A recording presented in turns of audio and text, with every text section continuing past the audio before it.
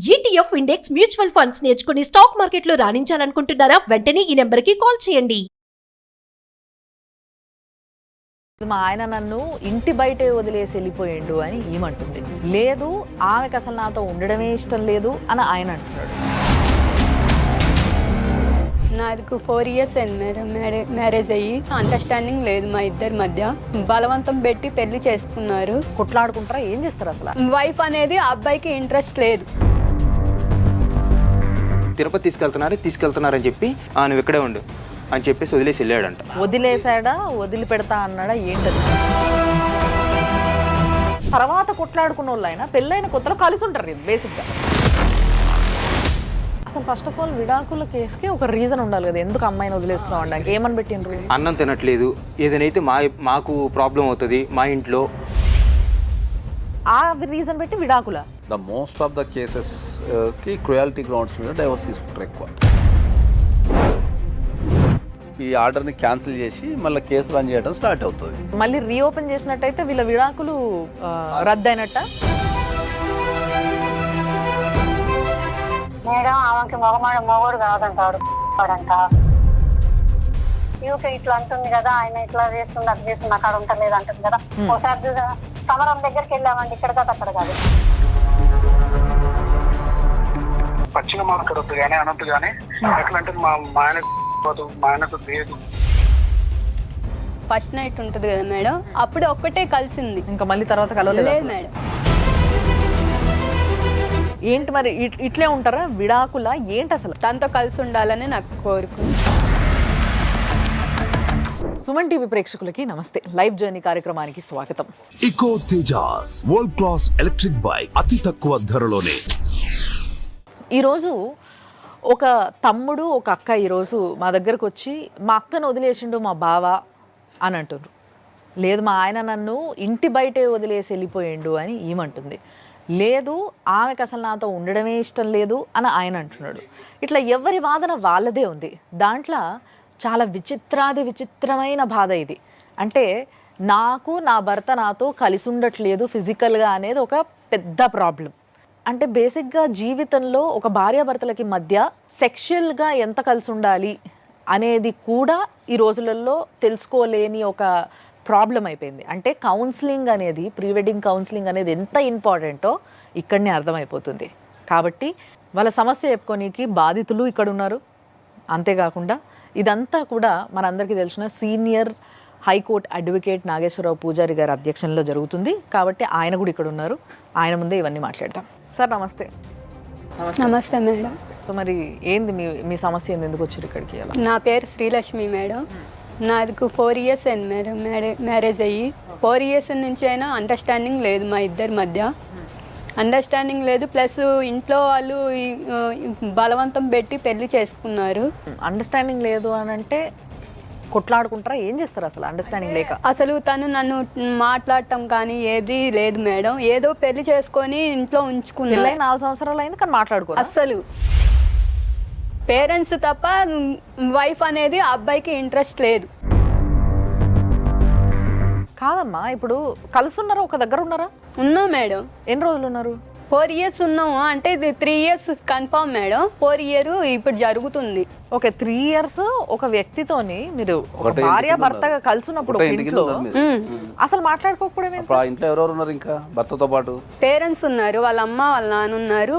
మేము మొత్తం family 4 sir. నలుగురు అయితే మే ఇద్దరము వాళ్ళిద్దరు. మా పేరెంట్స్ చెప్తే సరేలా అని చెప్పేసి వచ్చి మాట్లాడారు. ఎందుకు అబ్బాయి అని మా పేరెంట్స్ వాళ్ళు వచ్చి అడిగినప్పుడు అమ్మాయి నన్ను ఇట్లా అంటుంది అట్లా అంటుంది అయ్యన్నీ మనకి తెలియదు. నేను అసలేం అనలేదు, వాళ్ళు వేరు కామిచ్చి చెప్తున్నారు. మీరిద్దరు ఒక రూమ్ లో ఉండేటోళ్ళ? ఉన్నాం మేడం. ఉన్నా కూడా తను నాతో అసలు ఏమీ లేదు. వస్తాడు నైట్ 1కి వస్తాడు మేడం. 1కి వచ్చి ఇంకా అబ్బాయి మొబైల్ చూసుకోవడం, పడుకోవడం, అంత మించి ఏం లేదు మేడం. నువ్వు మాట్లాడా? అస్సలు. నువ్వు ప్రయత్నించినావు ఎప్పుడైనా మాట్లాడడానికి కానీ, లేకపోతే ఆయనతో కలిసి బయటకు వెళ్ళడానికి కానీ, ఏదైనా ఎక్కడికైనా? బయటకంటే అప్పుడప్పుడు వెళ్తాం మేడం. వెళ్ళినా కూడా ఇంకా మామూలుగా వెళ్ళి మూవీకి అలా వెళ్ళొస్తాం. ఇంత ఆర్టిఫిషియల్ గా ఉండగలుగుతారని నాకు ఇప్పుడే అర్థమవుతుంది అసలు నిజంగా. అసలు పెళ్లి కొత్తలో ఇద్దరికి సంబంధం లేకున్నా కూడా ఒక ఆడ మగ అంటేనే బేసిక్గా ఆపోజిట్ జెండర్స్ అట్రాక్షన్ ఎక్కువ ఉంటుంది ఇద్దరి మధ్యలో. కొత్తగా ఎంత ఇష్టం లేని వాళ్ళైనా తర్వాత కొట్లాడుకున్న వాళ్ళైనా పెళ్ళైన కొత్తలో కలిసి ఉంటారు బేసిక్గా. కానీ వీళ్ళు మొదటి నుంచే కలిసి ఉండటం లేదు, మాట్లాడడం లేదు అంటే అరేంజ్డ్ మ్యారేజ్ అమ్మా మీది? ఐరన్ ఆయన ఏం చేస్తారు? మా ఆయన accountant sir. Accountant private private మిల్లో రైస్ మిల్లో అకౌంటెంట్. ఓకే. మీరైతే ఏం జాబ్ చేయరు? లేదు. పెళ్ళైన తర్వాత ఇమ్మీడియట్లీ 8 months ఉన్నారా లేదా మధ్యలో ఉన్నారా? మేము 2 years దాకా పేరెంట్స్ వాళ్ళ ఇంట్లోనే ఉన్నాము. సరే అని చెప్పేసి ఇట్లానే గొడవలు అవుతున్నాయి అని చెప్పేసి పెద్ద మనిషిలో కూర్చోబెట్టారు. పెద్ద మనిషిలో కూర్చోబెట్టినప్పుడు ఇట్లా మీరు వద్దనుకుంటున్నారు, ఒకసారి చూడండి, ఒకసారి చూసినాక ఆ అమ్మాయిని బయట ఉంచి చూడండి, చూసినాక తర్వాత అప్పుడు కాదనుకుంటే మీరు మళ్ళీ అప్పుడు ఏదో ఒకటి డిసిషన్ తీసుకొని ఏదో ఒకటి చెయ్యండి అని అన్నారు. అంటే సరే అని చెప్పేసి పెద్ద మనుషులు అని 1 year 8 months ఉంచారు. 8 months ఉంచినాక మా ఫాదర్ చనిపోయారని చెప్పేసి నేను మా ఇంటికి వచ్చాము. అందరం వచ్చాము, 4 వచ్చాము. వచ్చినాక సరేలా అని చెప్పేసి 4 వచ్చాము. వచ్చినాక అయిపోయినాక మళ్ళీ అది చనిపోయినాక తీసుకొని వెళ్ళాలా లేదా? తీసుకొని వెళ్ళకుండా ఏం చేశారు, మీ ఇంట్లో ఎవరు లేరు కదా ఆడపిల్ల, నువ్వు ఉండు, 16వ రోజు అయిపోయినాక తీసుకొని వెళ్తాము అన్నారు. సరే అని చెప్పేసి అట్లానే వెళ్ళాము. వెళ్ళాక 1 month కూడా అంత 1 నెల కూడా ఇంకా అట్లానే కంటిన్యూ ఏదో ఒకటి గొడవ పెట్టడం, తన్నడం, తిట్టడం, అట్లా ఇష్టం వచ్చినట్టు మాట్లాడారు. కొడతాడా? నేను కొడతాడు మేడం. డ్రింక్ అలవాటు ఉంది మేడం తనకి, తాగొచ్చి కొడతాడు. ఆ పెస్టేజన్ ఇప్పుడు ఆఫీస్లో పెస్టేజన్ కూడా కలిపి నన్ను ఇష్టం వచ్చినట్టు కొట్టతాడు మేడం. నువ్వు ఎప్పుడు అడగలేదా ఎందుకు నాతో మాట్లాడలేవు, మళ్ళీ కొట్టడం ఏంటి అసలు? అడిగా మేడం, అడిగినా కూడా వాళ్ళ పేరెంట్స్ లేదు, నేను మాట్లాడను. మరి ఇష్టం లేకపోతే పెళ్లి ఎందుకు చేసుకున్నాడు? ఏం సమాధానం చెప్పట్లా. మేము కూడా వాళ్ళ ఇంటికి వెళ్ళినప్పుడు అండి, ఇప్పుడు మేము 4 వెళ్ళాం. మేము 1 ఇంటప్పుడు వెళ్తే 5 దాకా వాళ్ళు పెద్ద వాళ్ళు తెచ్చుకున్నారు. మమ్మల్ని 5 గంటలు కూర్చోబెట్టి రోడ్డు మీద ఇంట్లోకి రానివ్వలే. అంటే వచ్చారు, కూర్చున్నారు, ఒక 5 నిమిషాలు కూర్చోబెట్టారు. ఇక్కడే ఉన్నా, పక్కనే ఉన్నా, అక్కడ ఉన్నా, ఇక్కడ ఉన్నా అని చెప్పి వాళ్ళు చుట్టాలందరికి ఫోన్ చేసుకొని చిన్నగా వచ్చారు తీరగా. కాదబ్బా, ఇప్పుడు నువ్వేమైతావు ఈమెకి?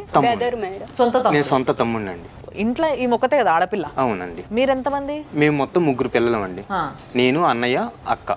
మీ అన్నయ్య ఉన్నారా? చనిపోయారండి. మీ అన్న గాని, మీరు గాని, మీ నాన్న గాని ఒక ఆడపిల్లకి పెళ్లి చేసేటప్పుడు చూసుకోవాలి కదా. మా మదర్ చనిపోయి June 10కి చనిపోయారు, 20లో చనిపోయారు. చనిపోయిన 3 daysకి వచ్చి ఇట్లా సంబంధం ఉంది చేసుకుంటారా అని అడిగారు. ఫాదర్ అన్నారు నాకు తెలీదు, నేను చెయ్యను, మా అబ్బాయి ఉన్నాడు, మా అబ్బాయి చూసుకుంటాడు ఏదైనా. అంటే ఈ అబ్బాయి కాదు, ఇంకో అబ్బాయి, ఆ అబ్బాయి చూసుకుంటాడు, చూసుకొని అన్నీ మాట్లాడుకున్నాక చేసుకుంటాము అన్నారు. సరే అని చెప్పేసి ఆ అబ్బాయి ఏం చేశాడంటే, ఇప్పుడు ఆ అబ్బాయి అంతా బాగానే ఉంది, వాళ్ళందరూ సంపాదించే వాళ్ళే కదా, అమ్మాయిని బాగానే చూసుకుంటారా అని ఉద్దేశంతో అబ్బాయి చేశాడు. నువ్వు ఇష్టంగానే చేసుకున్నావా పెళ్లి? ఇష్టంగానే చేసుకున్నాం మేడం. పెళ్లికి ముందు మీ ఇద్దరు మాట్లాడుకున్నారా అమ్మా? మాట్లాడాము సార్, 1 month మాట్లాడాము. అప్పుడు మీ మీద ఇంట్రెస్ట్ చూపించింది బాగానే? అంటే ఫోనే కదా సార్, ఫోన్లోనే 1 month మాట్లాడాడు. మీ మీద ఇంట్రెస్ట్ చూపడం కానీ అంటే బాగానే మాట్లాడాడు. ఆ నెల రోజుల్లో నీకు ఎప్పుడు డౌట్ రాలేదా? వచ్చినాయి మేడం, వచ్చినా కూడా సరేలే మనకి ఇంకెవరు లేరు చేసుకుంటామన్నారు కదా, మంచిగా చూసుకుంటామనే ఆలోచనతో మనం చేసుకున్నాం. పోనీ పెళ్లి తర్వాత ఇంకెవరితోనన్నా కలిసి ఉండడం, ఆయన ఇంకెవరితోనన్నా రిలేషన్ ఉందా మీ ఆయనకి? ఉన్నాయి. వేరే రిలేషన్ ఉందా? ఉంది. ఇంకో అమ్మాయి ఉంది జీవితంలో? ఉంది. ఎప్పటి నుంచి? పెళ్లికి ముందు నుంచి ఉందా, పెళ్ళప్పుడు స్టార్ట్ అయిందా? ఎప్పుడు? పెళ్లికి ముందు నుంచే ఉంది. పెళ్లికి ముందు నుంచే ఉంది. ఇప్పుడు కూడా అమ్మాయితో మాట్లాడతాడా? తిరుపతి తీసుకెళ్తున్నారని చెప్పి మా ఊరు మధ్యలోనే కదా, అక్కడ వదిలేసి నువ్వు ఇక్కడే ఉండు అని చెప్పేసి వదిలేసి వెళ్ళాడంట. రోడ్డు మీద కొట్టేసి వెళ్ళిపోయాడంట. ఏ ఊరు మీది? పిడుగురాలు మేడం. వదిలేసాడా, వదిలి పెడతా అన్నాడా, ఏంటది? వదిలేసి వెళ్ళిపోయాడు మేడం. బయట వదిలిపెట్టి వెళ్ళిపోయాడు. రోడ్డు మీద వదిలేసి వెళ్ళిపోయాడు. మరి నువ్వెట్లా ఆగిపోయినావు? మరి నువ్వు వెళ్ళలే?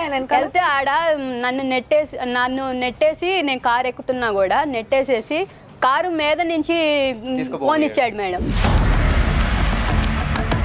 ఇంత విచిత్రంగా ఉన్నాడు మనిషి. ఆ మనిషి ఏంటో అర్థం కావట్లేదు అసలు. వేరే సంబంధం ఉంది అని ఈవిడ అంటున్నారు, కానీ ఈవిడ పైన ఇష్టమే లేదు. నెలకి ముందు అంటే పెళ్లికి నెల ముందు మాత్రం బాగా మాట్లాడిండు, పెళ్లి తర్వాత మాటలు లేవు. పెద్ద మనుషుల సహాయంతో వాళ్ళు 8 నెలలు వాళ్ళు విడికాపురం పెట్టమంటే పెట్టారు. అక్కడ కూడా ఏదో నామకే వస్తే వచ్చిపోతాడు. నామకే వస్తే ఏదో రావాలి కదా అని వచ్చి అన్నం చేస్తే తినడంట, టిఫిన్ చేస్తే తినడు, నాకు నచ్చలేదు, నాకు వద్దు. బయట తింటాడా? ఆహా. వాళ్ళ అమ్మ దగ్గరికి వెళ్ళి తింటారు. అట్లా వెళ్ళి బండి మీద వెళ్ళి ఇంకా వాళ్ళ ఇంట్లోనే తింటాం కానీ ఎన్నింటి మీ దాకా అత్తకి నీకు బాగానే ఉండేదా? లేదు మేడం. కొట్లాడుకునే వాళ్ళ మీరిద్దరు? అంటే కొట్లాడుకోవడం అంటూ ఏం లేదు, తిట్టుకోవడం మాత్రం ఉంది. అంటే ఆమె తిట్టడం, నేను తిట్టను. అంటే ఈ పని చేయట్లేదు, నీకు పనికి రాదు, అసలు పనికి మాలని. ఇప్పుడు నోరెత్తి నువ్వేం అనలేదా? ఆహా, నేనేమి అనలేదు మేడం. ఆమెనే అయితే నేనేమి అనలేదు మేడం. మీ మామయ్య గారు ఎప్పుడు చెప్పలేదా? ఎప్పుడు పెద్ద ఆయన కదా ఆయన, పెద్ద ఆయన భార్య ఏది చెప్తే మొగుడు అంతేగానా? ప్రతి నిమిషం ఒకరినొకరు ఇట్లా కంటికి రెప్పగా కాసుకోవాల్సింది భార్య భర్తలు ఒకరినొకరు. వాళ్ళిద్దరే కలిసి ఉండేది లేకపోతే, వాళ్ళిద్దరికే ఇష్టం లేకపోతే, ఏదో ఇప్పుడు పేరెంట్స్ అన్నారు కదా అని మీరు మాట్లాడుకోకుండా, మీకు ఒక అండర్స్టాండింగ్ లేకుండా, మీకంటూ ప్రీ వెడ్డింగ్ కౌన్సిలింగ్ లేకుండా, ఇలాంటివి ఏవీ లేకుండా మీరు పెళ్ళిళ్ళు చేసుకొని ఈ విధంగా జీవితాలు నాశనం చేసుకుంటే, ఇప్పుడు పాప ఆ పిల్లకి ఏం అర్థం కావట్లేదు. అంటే నా జీవితం ఎందుకు నాశనం అయిందో నాకే అర్థం కావట్లేదు అనే స్టేజ్లో ఉందామా? సో ఇప్పుడు తీసుకెళ్ళాలంటున్నాడా? లేదు మేడం. ఏంటి మరి ఇట్లే ఉంటారా? విడాకుల ఏంటి అసలు? మేడం నాకు అయితే న్యాయం కావాలి మేడం. తనతో కలిసి ఉండాలని నాకు కోరిక. నువ్వు కలిసి ఉండాలనుకుంటున్నావు కానీ ఆయన నేను రానియట్లే మేడం. మరి ఇంటికి వెళ్ళి అడిగినావా నువ్వు ఒకసారి? ఏదో ఎలా పడితే అలా మాట్లాడతారు కదా, అలా మాట్లాడారండి. వాళ్ళ లాయర్ని తీసుకొచ్చారు, అయిపోయినాయి మా ఇంతే మేము ఇంతే అన్నట్టు. అంటే కేసు వేసిండ్రా? ఈ విడాకులు కోసం అని చెప్పేసి కోర్టులో కేసు వేసారంట. ఆయన లాయర్ ఏం చెప్తున్నాడు, అది కోర్టులో కేసు నడుస్తుంది, అప్పటిదాకా మీ ఇంట్లో ఉంచుకోండి. అసలు ఫస్ట్ ఆఫ్ ఆల్ విడాకుల కేసుకి ఒక రీజన్ ఉండాలి కదా, ఎందుకు అమ్మాయిని వదిలేస్తున్నావు అనడానికి. ఏమని పెట్టిండ్రు? అన్నం తినట్లేదు, ఏదైతే మాకు ప్రాబ్లం అవుతుంది మా ఇంట్లో అని మాకు రీజన్ చెప్పిన విషయం. ఆ రీజన్ పెట్టి విడాకుల? ఇప్పుడు ఆ విడాకుల కేసు పెండింగ్ ఉందా, ఏమైంది అది? ఎక్స్పార్టీ కింద మీరు నోటీసులు తీసుకోలేదని చెప్పేసి కోర్టులో క్లోజ్ చేసేసారు. పేపర్ ఉందా ఏమన్నా మీ దగ్గర? ఉందండి. ఆ రీజన్ బలంగా లేకపోతే యాక్సెప్ట్ చేస్తారా సార్? యాక్సెప్ట్ చేయరు కోర్టు ఎప్పుడు కూడా. రీజన్ అనేది చాలా బలంగా ఉండాలా. ద మోస్ట్ ఆఫ్ ద కేసెస్కి క్రుయాలిటీ గ్రౌండ్స్ మీద డైవర్స్ తీసుకుంటారు ఎక్కువ. క్రుయాలిటీ గ్రౌండ్స్ అంటే ఏంటంటే మనం ప్రవర్తించే విధానం కావచ్చు, లేకపోతే మనం జీవించే విధానం కావచ్చు, మన ప్రవర్తన వల్ల కానీ మన మాటల ద్వారా కానీ ఎదుటి వ్యక్తికి ఇబ్బంది కలిగి, ఆ ఇబ్బంది ఏంటి అంటే బతకలేనంత ఇబ్బంది. వాళ్ళు అదే కేసుని అక్కడ మెన్షన్ చేసుకున్నారు. మిర్యాలగూడ కోర్టులో ఈయన డైవర్స్ అప్లై చేసుకున్నాడు మేడం. ఓకే. అప్లై చేసుకుంటే ఈయనకు ఎక్స్పార్టీ అయింది. ఇది ఎక్స్పార్టీ అంటే? ఎక్స్పార్టీ అంటే ఏంటంటే ఎప్పుడైనా కూడా సివిల్ కేసులు ఉంటాయి కదా, కేసులు ప్రధానంగా 2 రకాలు ఉంటాయి. ఓకే. ఒకటి సివిల్ కేసు, ఒకటి క్రిమినల్ కేసు.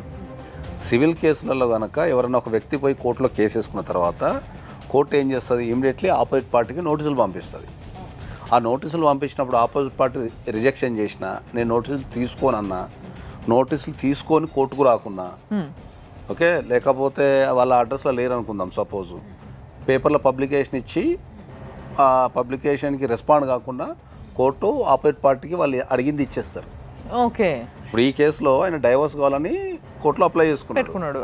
అప్లై చేసుకున్న తర్వాత ఏమైంది, కోర్టు ఇక్కడ రాసిన అడ్రస్కి నోటీసులు పంపించింది. ఓకే. సో వాళ్ళకి అక్కడ కోర్టులో ఈ అమ్మాయి నోటీసులు తీసుకున్నది అని కానీ, అమ్మాయి నోటీసులు రిజెక్షన్ చేసిందని కానీ కోర్టులో ఇన్ఫర్మేషన్ వెళ్ళి ఉంటుంది. ఓకే. సో మీకు పంపించారా నోటీస్ వాళ్ళు? అది పంపించింది మా మావయ్య వాళ్ళకి మేడం.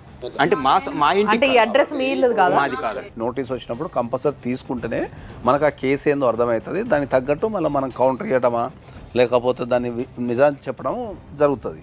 మీరు ఎప్పుడైతే ఆ నోటీస్కి రిప్లై ఇవ్వరో, ఎప్పుడైతే ఆ నోటీసులను ఎప్పుడైతే రిజెక్షన్ చేస్తారో, కోర్టు మీకు ఆపోజిట్ అంటే మీ ఆపోజిట్ పర్సన్కి వాళ్ళ ఫేవరబుల్గా ఆర్డర్ ఇచ్చే అవకాశం ఉంటుంది. ఈ ఎక్స్పర్ట్ కూడా ఏం చేస్తారంటే చాలామంది అడ్రస్కి పంపించి అక్కడ ఉన్న వాళ్ళని మేనేజ్ చేసే అవకాశం కూడా ఉంటుంది. ఈ ఎక్స్పర్ట్ ఆర్డర్ కానీ మీరు కంపల్సరీ కోర్టుకి వెళ్ళి దీన్ని సెటిసైడ్ అనేది వేసుకుంటే మీకు ఇది ఈ ఆర్డర్ని క్యాన్సిల్ చేసి మళ్ళీ కేసు రన్ చేయడం స్టార్ట్ అవుతుంది. ఇప్పుడు మీ ఈ కేసు కాకుండా ఇంకా మీరు ఏమైనా కేసులు పెట్టారా? ఏం లేదు. ఒకవేళ కేసుని మళ్ళీ రీఓపెన్ చేసినట్టయితే వీళ్ళ విడాకులు రద్దయినట్ట? విడాకులు ఇయ్యనట్టు. అప్పుడు మళ్ళీ కోర్టు మళ్ళీ ట్రయల్స్ చేసి మళ్ళీ 1 yearకో 2 yearsకో మొత్తం ఈమె సాక్ష్యాలు ఏమున్నాయి, ఆయన ఏమున్నాయి అన్ని పరిశీలించి ద కోర్ట్ విల్ డిసైడ్. ఎప్పుడైనా కూడా చట్టం ఏం చెప్తుందంటే ఒక జెన్యూన్ జడ్జిమెంట్ ఇవ్వాలా అంటే ఇద్దరు సైడ్లు వింటేనే జెన్యూన్ జడ్జిమెంట్ ఇవ్వగలుగుతారు. అవును. ఒక్క సైడ్ని ఇచ్చేదాన్ని దాన్ని జెన్యూన్ జడ్జిమెంట్ కానీ ప్రాపర్ ఆర్డర్ కానీ అనలేము దాన్ని. కానీ అట్లాంటప్పుడు మరి కోర్టు ఎందుకు ఇస్తుంది సార్ విడాకులు? వీళ్ళు రాలేదనో, నోటీస్ తీసుకోలేదనో. మన నిత్య జీవితంలో జరిగే సంఘటనల నుంచే చట్టాలు అంటే పుడతాయి. ఇప్పుడు కోర్టు ఒక నోటీస్ మీకు పంపించినప్పుడు మీరు తీసుకొని రాలేదు అంటే దాని అర్థం మీరు ఒప్పుకున్నట్టే కదా. మౌనం అంగీకారత సూచకం అంటారు మన భాషలో జనరల్గా మన నిత్య జీవితంలో. సో ఒక కోర్టు ఏం చెప్పింది, పలాని వ్యక్తి నీ మీద ఒక కేసు వేసాడు, రండి మనం మాట్లాడదాం రండి అని చెప్పి పిలిచింది కోర్టు. పిలిచినప్పుడు ఏం చేయాలి, కోర్టు మీద గౌరవంతో ఆ నోటీస్ తీసుకొని నీ బాధ చెప్తే, కోర్టుకి వెళ్ళి నీ బాధ చెప్తే అప్పుడు ఇన్ని దానికి తగ్గట్టు జడ్జిమెంట్ ఇస్తుంది. మీరు తీసుకొని రాలేదు అంటే నీ నోటీస్లో ఉంది, నీ కేసు ఉందనేది నోటీస్లో ఉంది, నీకు తెలుసు రాలేదంటే దాని అర్థం ఏంది అంటే నువ్వేమేం చేసుకోపోని అర్థం కదా. లేదా రిజెక్షన్ చేసినావు అనుకుందాం, కొందరు నోటీసులు తీసుకోరు చాలా మంది భయపడి, లేకపోతే కొందరికి చట్టాల మీద అవగాహన లేక నోటీస్ నాకు అవసరమే లేదు, వాడే పంపించేది నాకు నోటీస్ అని చెప్పి కూడా అంటుంటారు. నోటీస్ రిజెక్టెడ్ బై సో&so రాసుకుని వెళ్ళిపోతాడు. సో రాసుకుని వెళ్ళిపోయి జడ్జికి ఇచ్చేస్తాడు. Coming back to the case sir, ఇప్పుడు ఈ అమ్మాయి పరిస్థితిని మీరు ఇంతసేపు విన్నారు కదా. సో ఈ లెక్కన వీళ్ళు కేసుని రీఓపెన్ చేయించుకున్నప్పుడు వీళ్ళ తరఫున వీళ్ళ వాదన వినిపించాలి కంపల్సరీ, రైట్? అప్పుడు వీళ్ళు పెట్టుకోవాల్సినవి ఏంటి సార్ ఈ పరిస్థితి? ఈ కేసు కాకుండా ఏంటంటే అమ్మా, ఇప్పుడు ఆపోజిట్ పార్టీ డైవర్స్ కావాలని వేసిండు, మీకు డైవర్స్ కావాలని వేసిండు కాబట్టి మీకు క్రుయాలిటీ గ్రౌండ్ మీద వేసిండు. అంటే క్రూరత్వంగా ఈ సెక్షన్ కూడా పెద్ద ఏమి కరెక్ట్ కూడా ఏం రాయలే, 13(1) రాసింది కానీ జనరల్గా 13(1) అయ్యే రాయాలి. కాదు సార్, అది కూడా మ్యారేజ్ డేట్ కూడా తప్పే. అడ్వకేట్ ఆఫీస్లో కానీ లేకపోతే కోర్టులో కానీ కొన్ని వందల అప్లికేషన్ పోతున్నప్పుడు ఏంటంటే ఒకటో రెండో మిస్టేక్స్ అనేవి మనం కొట్టేటప్పుడు జరుగుతుంటాయి. కాబట్టి ఆ ఒక్కదాని బేసిస్ మీదనే కోర్టు ఏం డిస్మిస్ ఏం చేయదు, మ్యారేజ్ జరిగిందా లేదా అనేది పాయింట్. ఆమె క్రూరత్వంగా ప్రవర్తిస్తుంది అనేసి ఒక కారణమే పెట్టారు. మీకు మీ భర్తతో కలిసి ఉండాలి అనుకుంటే మీరు వెళ్ళి RCR అనే పిటిషన్ వేసుకోవాలి, రెస్టిట్యూషన్ ఆఫ్ కాంజుగల్ రైట్స్ అంటాం మనం. అంటే నా భర్తతోని కలిసి జీవించేటట్టు నాకు ఆర్డర్ ఇవ్వండి అని చెప్పి మీరు వేసుకోవాలి. అప్పుడు ఏంది, జడ్జి ముంగట 2 అప్లికేషన్లు ఉంటాయి, భర్త ఏమో డైవర్స్ అడుగుతుంటాడు, భార్య ఏమో కలిసి ఉంటే ఆడుంటుంది. సో ఈ 2 అప్లికేషన్లు కలిసి జడ్జి పరిశీలించి దాన్ని ఏం చేయాలని డిసైడ్ చేస్తారు. వీళ్ళ అత్తగారితో ఫోన్ మాట్లాడే ప్రయత్నంలో ఉన్నాం మేము. ఒక్క నిమిషం. హలో హలో, నమస్తే అమ్మా. మేము సుమన్ టీవీ నుంచి ఫోన్ చేస్తున్నామమ్మా. మీ కోడలు ఇక్కడ ఉంది, మణికంఠ మీ అబ్బాయి కదా. సో మరి మీ కోడలు ఇక్కడ వచ్చి కూర్చున్నారు, నన్ను ఇట్లా ఇంటి దగ్గర వదిలేసిండ్రు, నన్ను తీసుకుపోతలేరు, నా భర్త పెళ్ళై 4 సంవత్సరాలు అయితే నాతో కలిసి ఉండట్లేదు, నన్ను కొడుతున్నాడు అని చెప్తుందామా. మేడం ఆమెకి మొగోడు కాదంటాడు ఫస్ట్ నుంచి వాళ్ళ అమ్మ నాన్న ఉన్న కానీ అదే ఏదింపులు. అంటే మీ కోడలు అనింది అట్లా?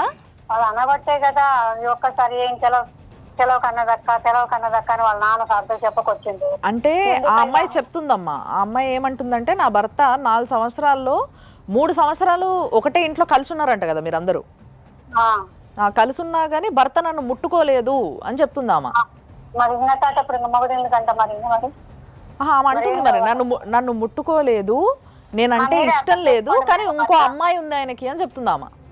ఇంకొక అమ్మాయి ఉంటే ఏడు ఎట్లా పోతావు, ఎట్లుంటది అమ్మాయి పిల్లలు చేసుకున్నాక నాశనం చేసుకున్నా జీవితం.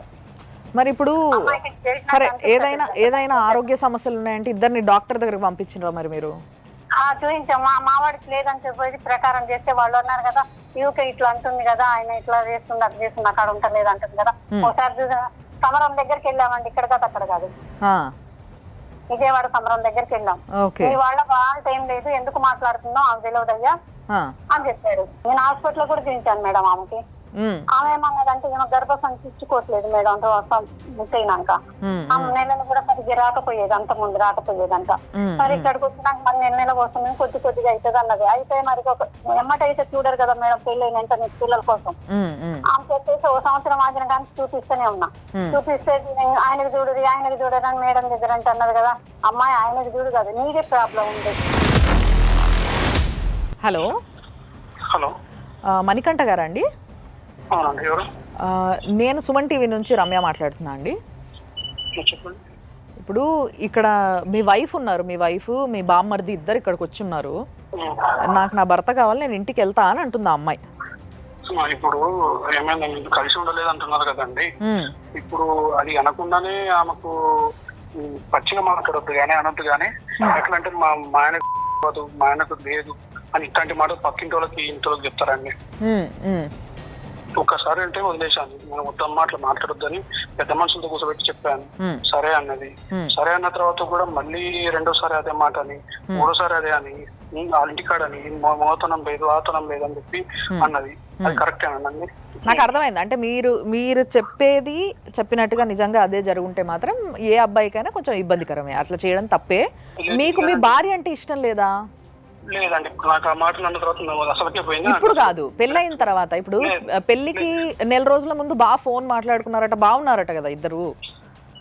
బాగా మాట్లాడుకోలేదండి, ఏదో సాయంత్రం మార్నింగ్ మామూలు మాట్లాడాలి. ఎందుకు, మీకు ఇష్టం లేదా మరి? పెళ్లి ఇష్టం లేక చేసుకున్నారా, ఇష్టం ఉండి చేసుకున్నారా?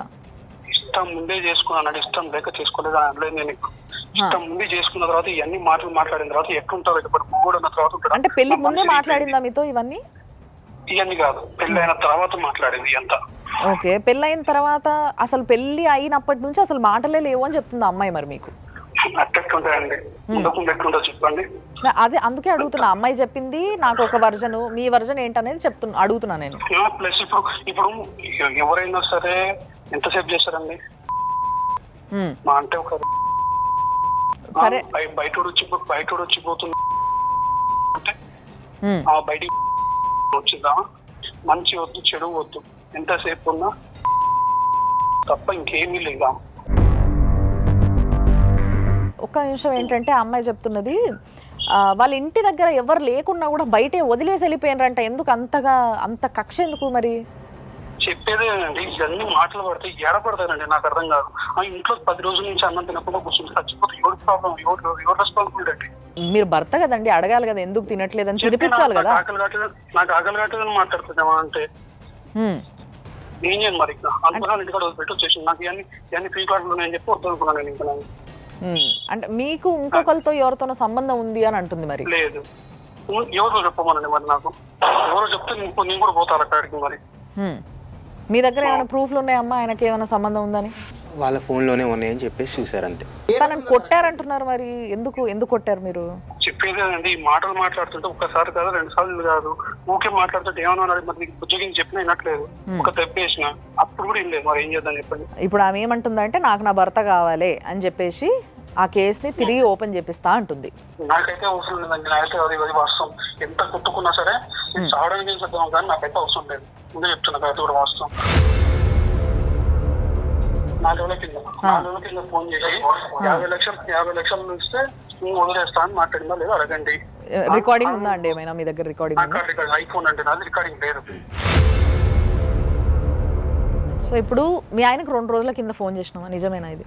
ఫోన్ చేయటం అయితే వాస్తవమే మేడం, నేనైతే ఏది మాట్లాడలేదు. ఇట్లా ఏందయ్యా మరి నా జీవితం ఇట్లా నాశనం చేసావేంది అని అడిగాను, అంత మించి నేను ఏది మాట్లాడలేదు మేడం. సరే, మీ ఇద్దరికి మధ్యలో కలిసి ఉండాలని ఉండేనా లేదా అనేది పక్కకు పెడితే, మీరిద్దరు కలవాలనే ప్రయత్నంలో జరిగిన విషయాలు బయట చెప్తున్నాం అనేసి అంటున్నాడు. బయట చెప్పలేదు మేడం, మా పేరెంట్స్కే ఒక్కరికే చెప్పాను. దానికన్నా ముందు మీరిద్దరు డిస్కస్ చేసుకున్నారా?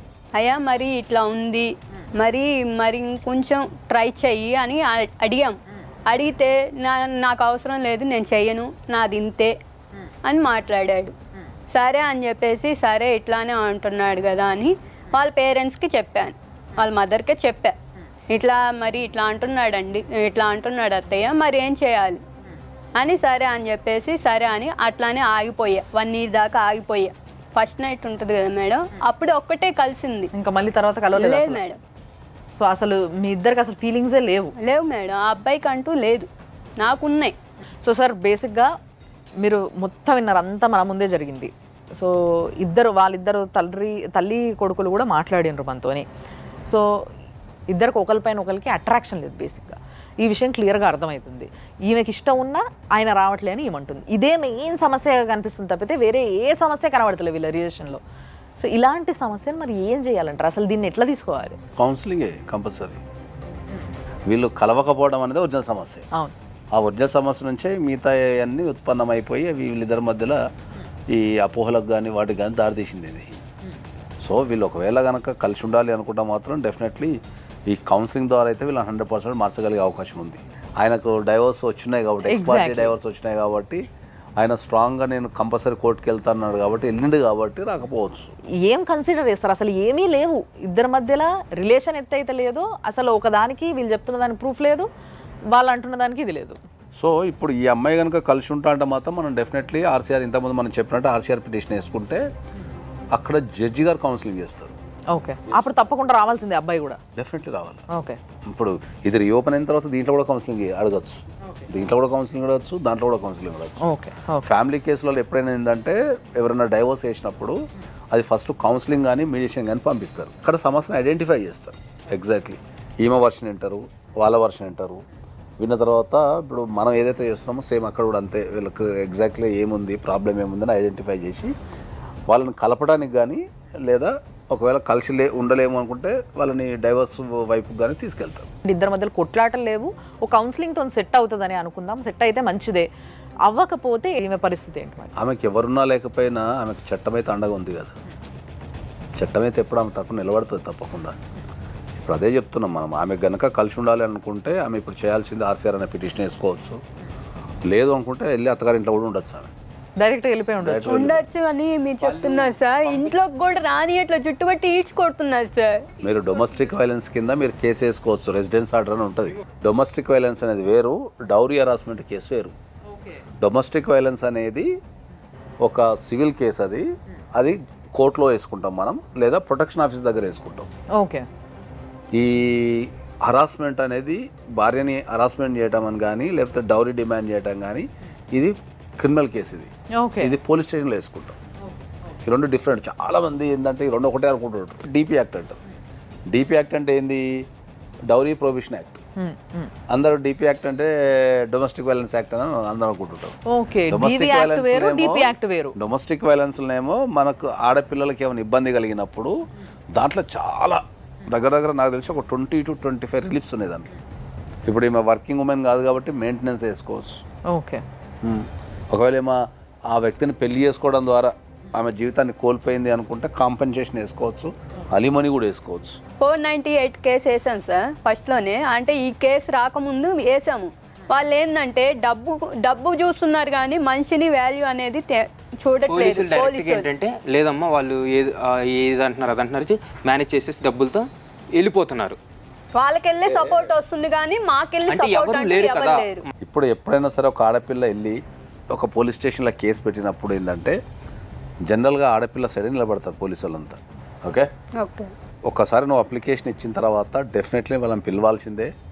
పిలిచిన తర్వాత అక్కడ కూడా కౌన్సిలింగ్ చేస్తారు. ఫ్యామిలీ ఇష్యూ కాబట్టి జనరల్గా ప్రతి ఫ్యామిలీ ఇష్యూలో ప్రతి దగ్గర కౌన్సిలింగ్ ఎందుకు చేస్తారు అంటే ఏంటంటే వాళ్ళకి ఏమన్నా ఆవేశం కానీ, లేకపోతే అర్థం చేసుకునే తత్వం కానీ, ఒక రెండు డిఫరెంట్ వ్యక్తులు కలిసినప్పుడు ఏంటంటే వాళ్ళిద్దరు కలిసి సాగడానికి కొంచెం టైం పడుతుంది.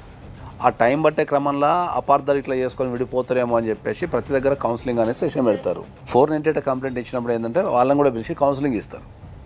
కౌన్సిలింగ్ ఇచ్చిన తర్వాత మళ్ళీ అక్కడ కూడా సేమ్ ప్రాసెస్. కౌన్సిలింగ్ ఇచ్చిన తర్వాత కలిసి ఉంటా అంటే మళ్ళీ టర్మ్స్ అండ్ కండిషన్స్ రాసి నువ్వు ఇచ్చిన పిటిషన్ని క్లోజ్ చేస్తారు. అక్కడ కలిసి ఉండలేని పరిస్థితి ఉన్నప్పుడు ఏంటంటే డెఫినెట్లీ నిన్ను అడిగి నీ పర్మిషన్ తీసుకొని ఖచ్చితంగా వాళ్ళు 100% ఎఫ్ఐఆర్ చేయాల్సిందే. ఇప్పుడు ఎవరైతే మాట్లాడారో మీతో, అవును, వాళ్ళతో కూడా వ్యతిరేకంగా మాట్లాడి వెళ్ళిపోయారు. ఆ పెద్ద మనుషులతో కూడా వ్యతిరేకంగా. అవును, మాకు అవసరం. వాళ్ళు స్ట్రాంగ్గా ఫిక్స్ అయిపోయింది అంటే ఇర్రెస్పెక్టివ్ ఆఫ్ ద సిచ్యువేషన్ నేను అమ్మాయిని తీసుకువెళ్ళాల్సి ఉండలేను అనేది వాళ్ళు చాలా స్ట్రాంగ్గా ఫిక్స్ అయిపోయారు. ఇంతకుముందు మీరు అన్నట్టు పోలీస్ స్టేషన్లో కనుక కేసు తీసుకోకపోతే మీరు ఆయన పై అధికారి, ఇప్పుడు ఒక పోలీస్ స్టేషన్లో తీసుకోలేదు, ఒక ఎస్ఐ స్థాయిలో సిఐ స్థాయిలో తీసుకోకపోతే వాళ్ళ పై అధికారికి కంప్లైంట్ ఇవ్వచ్చు. ఇది కూడా కాకపోతే మీరు డైరెక్ట్ కోర్టుకి వెళ్తే కోర్టు డైరెక్ట్ ఎఫ్ఐఆర్ చేసేస్తారు, కోర్టు చేస్తారు. డిఎస్పీకి వెళ్ళి 498 కేసు ఓపెన్ చేపిద్దామంటే మేము స్పందనలు వేసినప్పుడు వాళ్ళు ఒకటే అన్నారు, ఆల్రెడీ విడాకులు వచ్చిన తర్వాత నువ్వు 498 కేసు వేసేది ఏంటి, ఎక్కడుంది ఈ చట్ట ప్రకారం అని చెప్పేసి మమ్మల్ని బెదిరించారు. మీరు ఎప్పుడైతే మీరు పోలీస్ స్టేషన్కి వెళ్ళి కంప్లైంట్ ఇచ్చినప్పుడు వాళ్ళు డాక్యుమెంట్ చూపిస్తున్నట్టుంది. నాకు డైవర్స్ అయిపోయింది అని చెప్పి డాక్యుమెంట్ చూపిస్తున్నట్టుంది. ఇది పూర్తి డైవర్స్ కాదు, ఇది ఎక్స్పార్టీ డైవర్స్ అంటారు దీన్ని. ఇది మనకు అందరికి అర్థమయ్యే భాషలో, అంటే టెక్నికల్గా కాకుండా ప్రతి సామాన్య వ్యక్తికి అర్థమయ్యే భాషలో అంటే హాఫ్ డైవర్స్ అన్నట్టు, అంటే సగమే. మళ్ళీ దీన్ని రీఓపెన్ చేస్తే ఇది మళ్ళీ ఈ కాగితం పనికిరాంది అయిపోతుంది. కాబట్టి రీఓపెన్ చేసే ఛాన్సెసే ఎక్కువ ఉంటాయి, ఎందుకంటే పెద్ద డిలే కూడా ఏం లేదు. ఇది వచ్చేసి 28 జూన్ 2024లో వచ్చింది. అవునండి, కాబట్టి మీకు 2024లో వచ్చింది కాబట్టి మ్యాక్సిమం ఇది మీకు రీఓపెన్ అయ్యే అవకాశమే ఉంటుంది కేసు. ఇంకా మన సైడ్ నుంచి ఎలాంటి అంటే ఇంతకుముందు చెప్పినట్టు అన్నీ ఇప్పుడు మీరు ఆర్సీఆర్ వేసుకోవచ్చు. ఆ ఇంట్లో ఉండాలంటే రెసిడెన్స్ ఆర్డర్ అడగచ్చు. ఆ ఇంట్లో ఉండాలని లేదు, నాకు నేను సొంతంగా ఉంటా అంటే మీరు రెంట్ అడగచ్చు, రెంట్ అడగచ్చు, మీరు మెయింటెనెన్స్ అడగచ్చు, తర్వాత మీకు కాంపెన్సేషన్, లాస్ ఆఫ్ కాంపెన్సేషన్ అడగచ్చు.